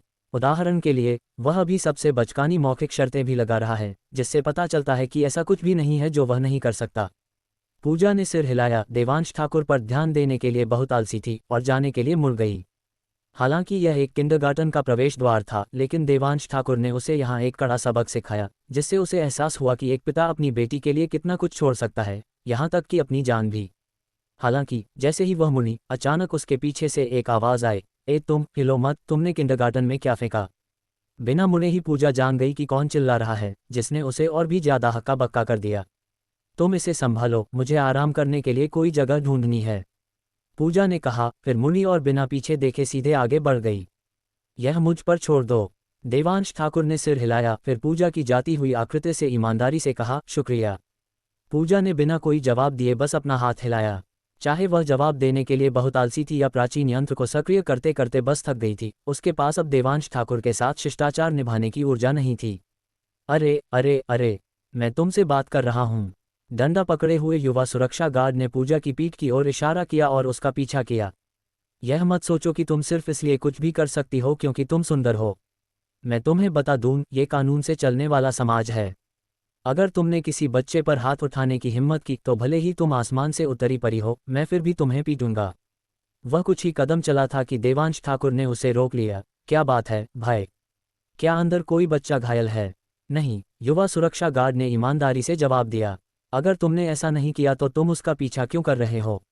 अभी वहाँ नहीं है, लेकिन इसका मतलब यह नहीं है कि भविष्य में नहीं होगा। आखिर मुझे कैसे पता चलेगा कि उसने कोई धीमा जहर तो नहीं फेंका? इसलिए मुझे पता लगाना होगा। ए औरत, वहीं रुक जा। युवा सुरक्षा गार्ड देवांश ठाकुर की पकड़ से छूटने के लिए संघर्ष कर रहा था और साथ ही पूजा की जाती हुई आकृति पर चिल्ला रहा था। तह तक जाने का उसका दृढ़ संकल्प साफ दिखा रहा था कि वह सच्चाई का पता लगाए बिना हार नहीं मानेगा। क्या तुम्हें वो मिला जो उसने अंदर फेंका था? देवांश ठाकुर ने पूछा, सुरक्षा गार्ड को शांत करने की कोशिश करते हुए। नहीं, बिल्कुल नहीं। युवा सुरक्षा गार्ड ने सिर हिलाया, लेकिन जल्दी ही गंभीर हो गया और बोला, यही तो बात है, इसलिए हम और भी ज्यादा चिंतित हैं। तुमने उन जहर देने वालों को देखा है, वे सब रंगहीन और गंधहीन होते हैं। हम लापरवाही नहीं बरत सकते। क्या तुमने अंदर बच्चों से पूछा कि क्या उन्होंने कुछ अंदर गिरते देखा? देवांश ठाकुर ने फुसलाया। पूजा ने काल रक्षा घंटा हवा में फेंका था, यह कोई चमत्कार ही होता अगर बच्चे उसे देख भी पाते। मैंने पूछा, लेकिन मैंने भी इसे नहीं देखा, युवा सुरक्षा गार्ड ने सच बताया। मुझे चिंता थी कि बच्चों ने शायद ध्यान नहीं दिया होगा, इसलिए मैंने अंदर जाने के बाद विशेष रूप से शिक्षकों से पूछा और उन्होंने भी कहा कि उन्होंने इसे नहीं देखा। तो बात खत्म है ना? देवांश ठाकुर ने युवा सुरक्षा गार्ड के कंधे पर हाथ रखा और बड़े विश्वास के साथ कहा, इससे पता चलता है कि वह औरत इतनी ताकतवर नहीं थी और इसे अंदर फेंकने में कामयाब भी नहीं हुई। क्या ऐसा है? युवा सुरक्षा गार्ड एक पल के लिए रुका, लेकिन फिर उतनी ही जल्दी समझता हुआ दिखाई दिया। हाँ, ऐसा ही लगता है। बोलते हुए युवा सुरक्षा गार्ड मुड़ा, अपना सिर नीचे किया और किंडरगार्टन के प्रवेश द्वार पर खोजबीन शुरू कर दी। युवा सुरक्षा गार्ड के जिम्मेदार रवैये को देखकर देवांश ठाकुर बहुत प्रभावित हुआ। इन दिनों उसके जैसे जिम्मेदार युवा वास्तव में बहुत कम हैं। तो तुम आराम से ढूंढो, मैं अब चलता हूँ, देवांश ठाकुर ने युवा सुरक्षा गार्ड की पीठ पर चिल्लाकर कहा। जब उस लड़के ने लापरवाही से हाथ हिलाया तो देवांश ने अपनी उंगली झटका दी और एक सच्ची आत्मा का अंश बाहर निकाला जो उस लड़के के शरीर में प्रवेश कर गया।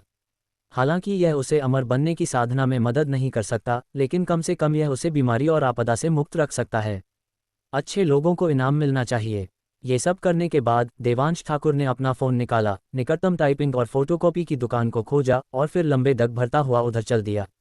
नौकरी के लिए आवेदन करते समय आपको एक बायोडेटा या ऐसा कुछ चाहिए होता है ना?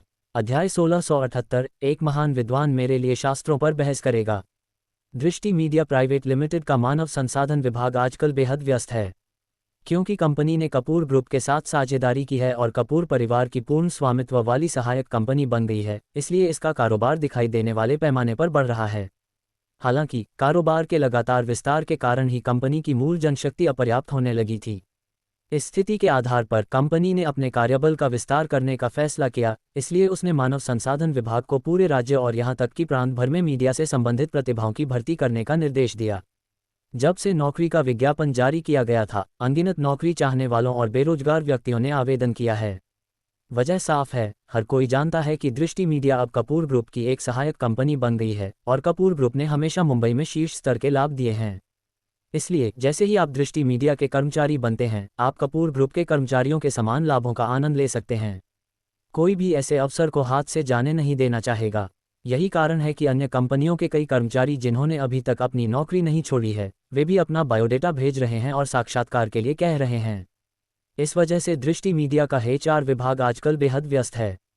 दृष्टि मीडिया का मानव संसाधन विभाग पहले मूल रूप से निष्क्रिय रहता था और उसने कभी इस स्थिति का सामना नहीं किया था। आखिरकार पहले कंपनी में केवल कुछ ही लोग थे और शीर्ष प्रबंधन ने कभी भी किसी को काम पर रखने या निकालने के बारे में नहीं सोचा था, इसलिए भले ही वे पूरी तरह से हाथ पर हाथ रखकर बैठ जाएं, तो भी ये कंपनी के सामान्य संचालन को बिल्कुल प्रभावित नहीं करेगा। लेकिन जब से कंपनी के शीर्ष प्रबंधन ने बाहर विस्तार करने का फैसला किया, एचआर विभाग की आरामदायक जीवनशैली पूरी तरह से समाप्त हो गई है। चूंकि उन्हें बहुत सारे कर्मचारियों को काम पर रखने की जरूरत थी, एचआर विभाग ने तुरंत अपने वरिष्ठों को सूचना दी कि उनके पास कर्मचारियों की कमी है और उन्हें अपने भर्ती प्रयासों का विस्तार करना होगा, अन्यथा वे भर्ती का काम पूरा नहीं कर पाएंगे। कंपनी का वरिष्ठ प्रबंधन इसके बहुत समर्थन में था और उन्होंने किसी भी शर्त का उल्लेख नहीं किया। उन्होंने उन्हें केवल एक ही बात कही, उन्हें पूरी जिम्मेदारी लेने दो। इस शक्तिशाली अधिकार के साथ एचआर विभाग ने सबसे पहले अपने विभाग के लिए 3 या 4 और कर्मचारियों की भर्ती की। उन्होंने मूल रूप से सोचा था कि इस नई ताकत के जुड़ने से काम बहुत आसान हो जाएगा। हालांकि उन्होंने कभी उम्मीद नहीं की थी कि 4 और कर्मचारियों के साथ भी वे अविश्वसनीय रूप से उत्साही नौकरी चाहने वालों के सामने थक जाएंगे। लगातार उच्च तीव्रता वाले साक्षात्कार कार्य के कारण एचआर मैनेजर बीमार पड़ गई और नए कर्मचारियों का साक्षात्कार लेने में पूरी तरह से असमर्थ हो गई। इसका नतीजा ये हुआ कि चंचल शर्मा, एक नई कर्मचारी जो अभी कंपनी में शामिल हुई थी और नए कर्मचारियों का साक्षात्कार लेने के लिए योग्य नहीं थी, उसे नए कर्मचारियों के लिए साक्षात्कारकर्ता बनने के लिए खींच लिया गया। सौभाग्य से चंचल शर्मा को मानव संसाधन में पूर्व अनुभव था, इसलिए उसने साक्षात्कार प्रक्रिया के दौरान कोई परेशानी पैदा नहीं की। लगातार कई दिनों तक उसने अपने वरिष्ठों द्वारा सौंपे गए कार्यों को काफ़ी मानक तरीके से पूरा किया। उसके हिसाब से अगर वह कुछ और दिनों तक डटी रही तो वह कंपनी में अपने पैर मजबूती से जमा सकेगी। आखिरकार एचआर का पद काफ़ी अच्छा है। कम से कम जिन लोगों को आप भर्ती करते हैं वे भविष्य में आपके प्रति थोड़े बहुत विनम्र रहेंगे। वे बाद में आपको पदोन्नति पाने में भी मदद कर सकते हैं, इसलिए साक्षात्कारकर्ता का पद वास्तव में कुछ ऐसा है जिसके लिए आप लड़ नहीं सकते। साक्षात्कार के दौरान एक ब्रेक में चंचल शर्मा ने एक पल के लिए अपने दिमाग को भटकने दिया। जैसे ही अगला कर्मचारी अंदर आया, उसने तुरंत अपना ध्यान केंद्रित किया और साक्षात्कार के अगले दौर के लिए तैयार हो गई। जब देवांश ठाकुर अपना बायोडेटा लेकर ऑफिस बिल्डिंग पहुंचा, तो काम का समय था और लॉबी में शायद ही कोई लोग थे। एक्सेस कंट्रोल सिस्टम के कारण देवांश ठाकुर ने फिर भी दृष्टि मीडिया के मानव संसाधन विभाग को फ़ोन किया और कहा कि उसने नौकरी के लिए आवेदन किया है। तभी उन्होंने जल्दी से किसी को उसका स्वागत करने के लिए नीचे भेजा। हालांकि देवांश ठाकुर ने पहले दृष्टि मीडिया में काम नहीं किया था, लेकिन वह कंपनी में लगभग सभी को जानता था। सिया से जुए के पैसे लेने के लिए उसे अक्सर वहां जाना पड़ता था। समय के साथ मैं स्वाभाविक रूप से कंपनी के लोगों से परिचित हो गया। इसलिए भले ही मैं उनके नाम नहीं जानता था, मुझे पता था कि क्या वे दृष्टि मीडिया के कर्मचारी थे और यहाँ तक कि वे किस विभाग में काम करते थे। इसके अलावा क्या कंपनी की इमारत में एक्सेस कंट्रोल नहीं है? हालांकि यह एक्सेस कंट्रोल मौजूदा देवांश ठाकुर को रोक सकता है, लेकिन यह अतीत के देवांश ठाकुर को नहीं रोक सकता। उस समय देवांश ठाकुर ने एक्सेस कंट्रोल सिस्टम को पूरी तरह से नज़रअंदाज किया और बस उस पर से कूद गया, जिससे इमारत के सुरक्षा गार्ड असहाय हो गए। आखिरकार जिद्दी लोग निर्दयी से डरते हैं और निर्दयी लोग बेपरवाह से डरते हैं। जब देवांश ठाकुर जुए की लत की चपेट में था, तो वह वास्तव में एक बेपरवाह पागल से अलग नहीं था। कौन सा सुरक्षा गार्ड उसे रोकने की हिम्मत करेगा? जब तक वह मेरे लिए नहीं आ रहा है, वह अंदर जा सकता है और जिसे चाहे परेशान कर सकता है। ये सब साबित करने के लिए है कि एक नज़र में देवांश ठाकुर को पता था कि जो सुंदर महिला कर्मचारी उसका स्वागत करने आई थी, वह नहीं थी। चूंकि देवांश ठाकुर अपरिचित लग रहा था, इसलिए वह स्पष्ट रूप से कंपनी का पूर्व कर्मचारी नहीं था। देवांश ठाकुर ने महिला कर्मचारी की ओर देखा, फिर नज़रें हटा लीं। उसकी नज़रें एक शरीफ सज्जन की तरह सीधे आगे टिकी थीं। रुको, तरह क्यों? वह आखिरकार एक शरीफ सज्जन ही तो है। हालांकि देवांश ठाकुर ने दूसरी ओर देखा, लेकिन सुंदर महिला कर्मचारी चुपके से उसे देखती रही। कोई और रास्ता नहीं है, वह बस बहुत ज़्यादा हैंडसम है। वह किसी भी सुंदर आदमी से ज़्यादा हैंडसम था जिसे उसने कभी देखा था। इतना ही नहीं, इस आदमी के पास एक अनोखा आकर्षण भी था जिसका वह विरोध नहीं कर सकती थी, एक नशे की तरह जिसने उसे बस एक नज़र के बाद उसका आदी बना दिया। इसलिए जब दोनों एक ही लिफ्ट में थे, तो महिला कर्मचारी अपने दिल की धड़कन को तेज होने से नहीं रोक सकी और उसने यहाँ तक कि देवांश ठाकुर द्वारा उसे दीवार से सटाकर रोमांस करने की कल्पना करना भी शुरू कर दिया। उसने खुद से वादा किया कि अगर देवांश ठाकुर उसके होठों के लिए आगे बढ़ा, तो वह उसे कभी पीछे नहीं हटाएगी और अपनी पहल पर अपनी आंखें भी बंद कर लेगी। लेकिन कल्पना तो बस कल्पना है। जब लिफ्ट के दरवाजे खुले, तो उस अविश्वसनीय रूप से हैंडसम आदमी ने ऐसा कुछ भी अपमानजनक नहीं किया जिसकी वह उम्मीद कर रही थी, जिससे वह बहुत निराश हुई। फिर भी वह ये पूछे बिना नहीं रह सकी, सर, क्या आपके पास अपॉइंटमेंट है? नहीं। ओह अच्छा, हाल ही में हमारी कंपनी में बहुत से लोग इंटरव्यू के लिए आ रहे हैं। अगर आपके पास अपॉइंटमेंट नहीं है, तो आपको थोड़ा इंतज़ार करना पड़ सकता है। ठीक है, देवांश ठाकुर ने लापरवाही से जवाब दिया। उसे कुछ भी गलत नहीं लगा। महिला कर्मचारी और भी निराश थी, क्योंकि उसने इतने स्पष्ट संकेत दिए थे। क्या वह उससे मदद मांगने और अपना बायोडेटा आगे बढ़ाने के लिए पहल करना नहीं जानता था? अपनी शुरुआती निराशा के बाद महिला कर्मचारी अपने मन में ये सोचने से नहीं रोक सकी, वह वास्तव में एक दयालु और सीधा आदमी है, जो इस तरह के अंडरहैंड सौदों से पूरी तरह नफरत करता है। अगर देवांश ठाकुर को पता होता कि उस समय यह महिला कर्मचारी क्या सोच रही थी, तो वह शायद मन ही मन आह भरता। वास्तव में, जब तक कोई शक्तिशाली है, महान विद्वान स्वाभाविक रूप से मेरे साथ बहस करने आएंगे। जब देवांश ठाकुर महिला कर्मचारी के पीछे पीछे मानव संसाधन विभाग गया, भले ही उसे उसके द्वारा चेतावनी दी गई थी, फिर भी वह अपने सामने का नज़ारा देखकर सन रह गया। अध्याय 1679। मेरी पत्नी सिया है। इतने सारे लोग, यहाँ तक कि देवांश ठाकुर भी अपने सामने का नज़ारा देखकर सन रह गया।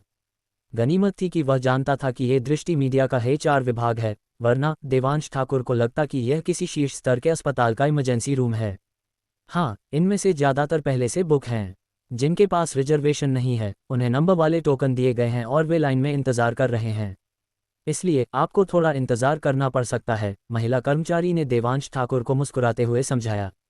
हालांकि अपने दिल में वह सोच रही थी, छोटे नवाब, मैं नहीं मानती कि मैं तुम्हें डरा नहीं सकती।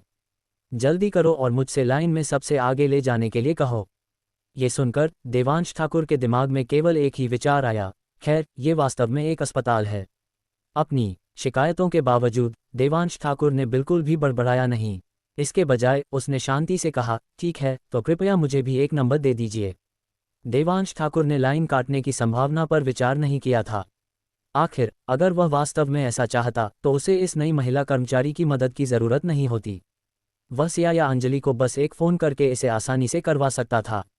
उसे अपने 2 सबसे अच्छे दोस्तों को फ़ोन करने की भी ज़रूरत नहीं थी। वह बस रिया कपूर को फ़ोन कर सकता था और आसानी से उनकी कंपनी के नेतृत्व में पैराशूट से उतारा जा सकता था।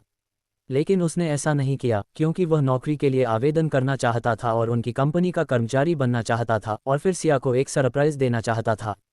सरप्राइज़ वो होता है जिसका अनुभव आप तब करते हैं जब आप उससे पूरी तरह अनजान हो, वरना सारा आश्चर्य और खुशी गायब हो जाएगी। ये देखकर कि देवांश ठाकुर उसके इरादों को बिल्कुल नहीं समझ पा रहा है, महिला कर्मचारी ने अपनी झिझक को नज़रअंदाज किया और देवांश ठाकुर को फुसफुसाते हुए कहा, कैसा रहेगा अगर मैं आपका बायोडेटा दे दूं और मैं आपको लाइन में आगे बढ़ने में मदद करूं। उद्धरण चिन्ह उद्धरण चिन्ह। देवांश ठाकुर को इसकी उम्मीद नहीं थी, लेकिन उसने कोई विरोध नहीं किया। इसके बजाय उसने तुरंत अपना बायोडेटा सौंप दिया और विनम्रता से कहा, शुक्रिया। आखिरकार देवांश ठाकुर लाइन काटने के खिलाफ नहीं था, वह बस यह नहीं चाहता था कि सिया को पहले पता चले। अब जब कोई सिया को बताए बिना मुझे लाइन में आगे बढ़ने में मदद कर रहा है तो क्यों नहीं। ठीक है, मेरे लिए यहाँ एक पल इंतज़ार करें, मैं जाकर इंटरव्यू लेने वाले को बताती हूँ। ऐसा कहने के बाद महिला कर्मचारी खुशी खुशी इंटरव्यू लेने वाले के कमरे की ओर चल दी। यहाँ आने वाले ज़्यादातर लोग उस महिला कर्मचारी को पहचानते हैं जो उनका स्वागत करती है और उन्हें ऊपर ले जाती है। जब वे उसे बायोडेटा ले जाते हुए और इंटरव्यू रूम की ओर जाते हुए देखते हैं तो वे जानते हैं कि निश्चित रूप से उनकी लाइन काटी जा रही है। भले ही वे असंतुष्ट थे, लेकिन वे इसके बारे में कुछ नहीं कह सकते थे। आखिर इंटरव्यू अपॉइंटमेंट के क्रम में आयोजित किए जा रहे थे और कौन जानता था कि जिस आदमी को वह अभी लाई थी उसके पास उनसे पहले का अपॉइंटमेंट था या नहीं। इसके अलावा भले ही आपका अपॉइंटमेंट समय उनके बाद का हो या भले ही आपने बिल्कुल भी अपॉइंटमेंट नहीं लिया हो, जब तक वे कहते हैं कि आपने पहले अपॉइंटमेंट लिया था तो आपने उनसे पहले अपॉइंटमेंट लिया था। हम कुछ नहीं कर सकते, व्याख्या की शक्ति पूरी तरह से उनके पास है। इसलिए सबकी नज़रों के सामने महिला कर्मचारी इंटरव्यू लेने वाले के केबिन में घुस गई, सीधे चंचल शर्मा के पास गई और उसके कान में फुसफुसाई, बाहर एक बहुत ही हैंडसम आदमी आया है, जिस तरह का अगर तुमने नहीं देखा तो तुम्हें पूरी जिंदगी पछतावा होगा। महिला कर्मचारी और चंचल शर्मा पहले से ही अच्छे दोस्त थे, उन्होंने पहले एक ही कंपनी के HR विभाग में काम किया था। दृष्टि मीडिया की भर्ती के बारे में जानने के बाद वे दोनों इंटरव्यू के लिए आए। मैंने मूल रूप से सोचा था कि केवल एक को रखा जाएगा, लेकिन अप्रत्याशित रूप से दोनों को रख लिया गया। ये ठीक इसी पुराने रिश्ते के कारण था कि दोनों इतनी आत्मीयता से बात कर सकते थे, वरना उनमें से कोई भी एक छोटी सी रिपोर्ट से दूसरे का भविष्य बर्बाद कर सकता था। ये सुनकर चंचल शर्मा का मूल रूप से ठंडा चेहरा अचानक सिकुड़ गया और उसने तुरंत महिला कर्मचारी का बायोडेटा रखने का फैसला किया, जिसका मतलब था कि यह आदमी इंटरव्यू के लिए अगला होगा। चंचल शर्मा का मतलब तुरंत समझने वाली महिला कर्मचारी ने उसे देखकर मुस्कुराया, फिर मुनी और ऑफिस से बाहर निकल गई उस आवेदक को लेने जिसका नाम देवांश ठाकुर था। चंचल शर्मा ने भी जल्दी से अपना इंटरव्यू खत्म किया, कहा कि वह वापस जाएगी और खबर का इंतजार करेगी, फिर अपनी कुर्सी पर पीछे झुक गई और अपनी कनपटी रगड़ने लगी। वह उस सुबह केवल थोड़े समय के लिए ही काम पर थी, लेकिन उसने पहले ही काफ़ी लोगों का इंटरव्यू ले लिया था और वह वास्तव में थक चुकी थी। आखिरकार इंटरव्यूअर होना कोई आसान काम नहीं है। हर नौकरी आवेदक खुद को सबसे सही छवि में पेश करने की पूरी कोशिश करेगा, इसलिए इंटरव्यूअर को क्या करना है, उन पैकेज्ड छवियों के आर पार देखना है और उनके असली रूप का पता लगाना है। इसमें दिमाग और हिम्मत की लड़ाई शामिल है, जो निश्चित रूप से बेहद थकाऊ है। ठीक इसी वजह से मानव संसाधन विभाग की पिछली प्रमुख बीमार पड़ गई और बिस्तर पर पड़ गई, जिससे नहीं आई चंचल शर्मा को इंटरव्यूअर का पद संभालने के लिए मजबूर होना पड़ा। चंचल शर्मा ने अनुमान लगाया कि अगर वह जल्द से जल्द उपयुक्त कर्मचारियों की भर्ती नहीं कर पाई तो वह अपने सुपरवाइजर के नक्शे कदम पर चलेगी और गंभीर रूप से बीमार पड़ जाएगी। तो अपनी नौकरी के इंटरव्यू की यात्रा की एकरसता को तोड़ने के लिए इंटरव्यू के दौरान किसी सुंदर आदमी को देखना कोई बड़ी बात नहीं होनी चाहिए, है ना? मैंने ऐसा इसलिए किया ताकि मैं कंपनी के लिए बेहतर काम कर सकूं। चंचल शर्मा ने खुद को तसल्ली दी और अपनी दोस्त द्वारा भेजे गए बायोडेटा को देखने की तैयारी करने लगी। तभी देवांश ठाकुर महिला कर्मचारी की अगुवाई में और भीड़ की ईर्ष्यालु नज़रों के बीच इंटरव्यूअर के ऑफिस में ऐसे चला आया जैसे रेड कारपेट पर चल रहा हो। चंचल शर्मा, जो बस बायोडेटा देखने ही वाली थी, ने केवल लापरवाही से ऊपर देखा और फिर अपने सामने वाले आदमी द्वारा 10 सेकंड से अधिक समय तक जबरन कैद कर ली गई। अगर महिला कर्मचारी ने उसे याद दिलाने के लिए हल्का सा खांसा नहीं होता तो शायद इसमें और भी ज़्यादा समय लगता। आप मिस्टर देवांश ठाकुर हैं, है ना? चंचल शर्मा ने बायोडेटा पर नज़र डाली और तब महसूस किया कि देवांश ठाकुर एक पुरुष था। प्लीज़ बैठिए। देवांश ठाकुर ने सिर हिलाया और बैठ गया। ये देखकर कि देवांश ठाकुर न तो बहुत विनम्र था और न ही घमंडी और दूसरे नौकरी चाहने वालों से बिल्कुल अलग था, चंचल शर्मा और उसकी दोस्त ने आश्चर्य में अपनी भौहें चढ़ा लीं। मिस्टर ठाकुर, कृपया एक पल प्रतीक्षा करें जब तक मैं आपका बायोडेटा देख लेती हूँ। चंचल शर्मा ने जल्दी से अपना संयम वापस पा लिया और अपने पेशेवर कौशल का प्रदर्शन करना शुरू कर दिया। तार्किक रूप से वह पहले से ही सभी आवेदकों के बायोडेटा की समीक्षा करती ताकि उनके आगमन पर तुरंत इंटरव्यू शुरू कर सके। हालांकि देवांश ठाकुर ने लाइन काट दी थी, जिसका मतलब था कि उसे थोड़ा इंतजार करना होगा। कोई जल्दी नहीं, आराम से देखिए, देवांश ठाकुर ने शांति से जवाब दिया। इंटरव्यू के बारे में काफ़ी आश्वस्त लग रहा था। सच कहूँ तो चंचल शर्मा को वास्तव में इस तरह के आवेदक पसंद हैं। वे जितने अधिक आश्वस्त होते हैं, वे इस तरह के काम को संभालने में उतने ही अधिक सक्षम होते हैं। लेकिन जब चंचल शर्मा ने देवांश ठाकुर का बायोडेटा पढ़ना खत्म किया तो वह पूरी तरह से हक्की बक्की रह गई। खैर मिस्टर ठाकुर, आपका बायोडेटा कहता है कि आप डिज़ाइन विभाग में काम करना चाहते हैं, लेकिन आपके पास डिज़ाइन कार्य का केवल 1 वर्ष का अनुभव लगता है। मुझे डर है कि, चंचल शर्मा ने कुछ कठिनाई के साथ कहा। सच कहूँ तो वह वास्तव में इस आदमी को कंपनी में रखना चाहती थी ताकि उसे भविष्य में उसके साथ बातचीत करने के अधिक अवसर मिल सकें और शायद एक जोशीला रोमांस भी विकसित हो सके। अगर वे शादी कर सकें और कुछ और बच्चे पैदा कर सकें तो यह स्पष्ट रूप से सबसे अच्छा परिणाम होगा। उसने ये भी कल्पना की कि ऐसे सुंदर और करिश्माई आदमी से पैदा हुआ बच्चा कितना अविश्वसनीय रूप से सुंदर और आश्चर्यजनक होगा। लेकिन केवल 1 साल के डिज़ाइन अनुभव के साथ उसके लिए कंपनी के साथ रहना वास्तव में मुश्किल था। चाहे मैं कितना भी पक्षपात दिखाऊं, मैं अपने वरिष्ठों को यह समझा नहीं सकती। आगे देखिए, मेरे पास और भी खूबियां हैं, देवांश ठाकुर ने शांति से कहा। उसका लहजा अभी भी आत्मविश्वास से भरा था। खूबियां, चंचल शर्मा ने धीरे से कहा। तभी उसे एहसास हुआ कि बायोडेटा का एक और पन्ना था। जब उसने अगले पन्ने को पलटा और नौकरी के फायदों वाला खंड देखा तो वह पूरी तरह से सन्न रह गई। काम की खूबियों वाले खंड में देवांश ठाकुर ने बड़े मोटे अक्षरों में लिखा था, मेरी पत्नी सिया है। अध्याय 1680, वो काम पर कब आएगा, ये पूरी तरह उसकी मर्जी पर है। चंचल शर्मा और महिला कर्मचारी यह कॉलम देखकर सन्न रह गए। ये किस तरह का नौकरी का फायदा है? सिया कौन है? तो क्या हुआ अगर वह तुम्हारी पत्नी है? ये कहना ही होगा कि यह जानने के बाद कि देवांश ठाकुर की एक पत्नी थी, उस पर दोनों महिलाओं का रवैया जाहिर तौर पर पहले जैसा चौकस नहीं रहा। किसी और कारण से नहीं, बल्कि इसलिए कि वे किसी की रखैल नहीं बनना चाहतीं। जैसे ही चंचल शर्मा अपना आपा खोने वाली थी, उसके बगल में खड़ी एक महिला कर्मचारी ने उसे समय रहते याद दिलाया, हमारी कंपनी की डायरेक्टर, मुझे लगता है उनका नाम सिया है। उद्धरण चिन्ह ... प्रश्नवाचक चिन्ह विस्मयादिबोधक चिन्ह उद्धरण चिन्ह। चंचल शर्मा मौके पर ही सन्न रह गई। तो यह आदमी कनेक्शन वाला था। लेकिन चंचल शर्मा को यकीन नहीं था कि क्या करना है, इसलिए उसने देवांश ठाकुर से कहा, मिस्टर ठाकुर, कृपया एक पल इंतजार करें, मैं जाकर अपने वरिष्ठों से पूछती हूँ। देवांश ठाकुर की सहमति का इंतजार किए बिना उसने देवांश ठाकुर का बायोडेटा लिया, ऑफिस से निकली और फिर सबकी नज़रों के सामने हड़बड़ी में एचआर मैनेजर के ऑफिस की ओर भागी। इंटरव्यू रूम के बाहर इंतजार कर रहे नौकरी चाहने वाले ये देखकर दंग रह गए। आपको पता है, उन्होंने इंटरव्यू शुरू होने के बाद से कभी किसी इंटरव्यूअर को इतनी हड़बड़ी में ऑफिस से बाहर भागते नहीं देखा है। इससे भी महत्वपूर्ण बात यह है कि उसके हाथ में उस आदमी का बायोडेटा लग रहा था। साफ है, यह कोई खास आदमी होगा जिससे उनका सामना हुआ है, वरना इंटरव्यूअर इतनी घबराई हुई नहीं होती। सवाल यह है कि मुंबई ने ऐसा कौन सा डिज़ाइन जीनियस पैदा कर दिया, कोई ऐसा जो इंटरव्यूअर को इतना बेसब्र कर दे। तुरंत लोग उस युवक की पहचान के बारे में जिज्ञासा से भर गए। हालांकि मानव संसाधन विभाग की प्रमुख बीमार पड़ गई थी, लेकिन उसने घर जाने के लिए बीमारी की छुट्टी नहीं ली, बल्कि आराम करने के लिए ऑफिस में ही रुक गई। कोई और रास्ता नहीं है, ये कंपनी के लिए एक नाजुक समय है। अगर वह इस महत्वपूर्ण क्षण में गड़बड़ करती है तो वह अपना पद पूरी तरह से खो सकती है। उसे डर था कि पुराने कर्मचारी उसकी स्थिति के लिए प्रतिस्पर्धा करने के लिए इसका फायदा उठाएंगे, इसलिए उसने इंटरव्यूअर का काम बिल्कुल नए कर्मचारी को सौंप दिया। इसका मुख्य उद्देश्य पुराने कर्मचारियों को कंपनी के भीतर अपना नेटवर्क बनाने के लिए इस अवसर का उपयोग करने से रोकना है। चंचल शर्मा अभी अनुभवी पेशेवर नहीं थी, इसलिए उसे इसका एहसास नहीं हुआ और वह इस बात से अनजान थी कि उसके सुपरवाइजर ने उसे मोहरे के रूप में इस्तेमाल किया है। उसे अभी भी लग रहा था कि उसका सुपरवाइजर उसे बढ़ावा दे रहा है और वह अपने सुपरवाइजर की बहुत आभारी थी। जब उसने सुपरवाइजर के ऑफिस का दरवाजा खटखटाया तो सुपरवाइजर वास्तव में काफ़ी नाराज़ थी, और यहाँ तक कि जब उसने अंदर आ जाओ कहा तो उसकी आवाज़ भी गुस्से से भरी थी। लेकिन जब उसने देखा कि यह चंचल शर्मा है तो उसका गुस्सा काफ़ी हद तक कम हो गया। उसने ज़बरदस्ती मुस्कुराते हुए पूछा, ओह चंचल है, क्या तुम इंटरव्यू में नहीं थी? तुम यहाँ क्या कर रही हो?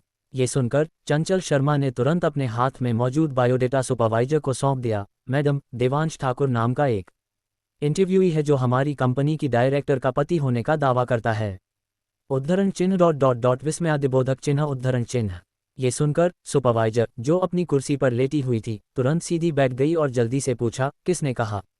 देवांश ठाकुर, उसने घबराहट में बोला और बायोडेटा उठाकर देखने लगी।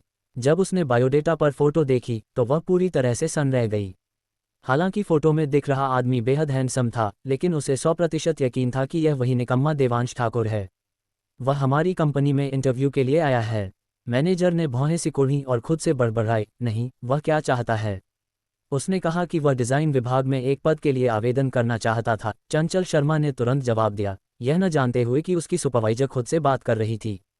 डिज़ाइन विभाग? क्या वह अंजलि का विभाग नहीं है? वह वहाँ क्या कर रहा है?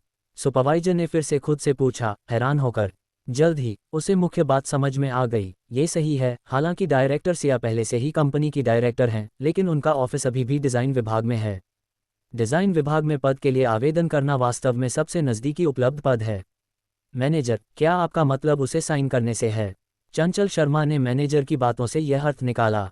एक मिनट रुको, मैं जाकर सुपरवाइजर अंजलि से पूछती हूँ कि वे क्या सोचती हैं। बिना एक और शब्द कहे मैनेजर ने मेज पर रखे बायोडेटा उठाए और बीमार होने के बावजूद डिज़ाइन विभाग की ओर तेजी से चल दी। डिज़ाइन विभाग, डायरेक्टर का ऑफिस।